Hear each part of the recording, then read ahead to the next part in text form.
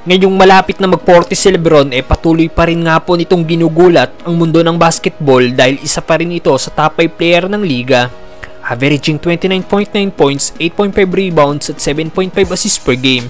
At isa nga po sa pinaka-impress sa laro ng 4 times MVP ay ang NBA 2K na kung saan binigyan nila ng pinakamataas na rating si LBJ ngayong NBA 2K23 na may overall 98 rating.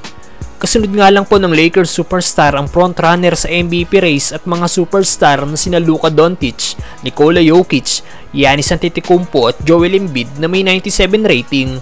Tabla naman sina KD at Stephen Curry sa 96 rating.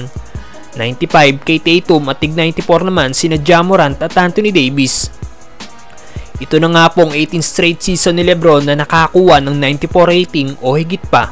At walang sino mang NBA player ang nakagawa ng run na yan sa NBA 2K. Patunay lang na ibang level ang longevity na meron si LBJ, kaya naman hindi dapat natin tinitake for granted ang kanyang NBA career. Dahil once retired na si Lebron, magiging iba na ang liga at hindi lang mga fans niya ang mamimi siya kundi maging ang mga haters niya. Samantalang Dennis Schroeder pinara ng mga pulis after nilang manalo kahapon kontra sa Spurs. Isa nga po si Schroeder sa key factor kaya maraming games ang naipanalo ng Lakers sa mga naging huling laban nila.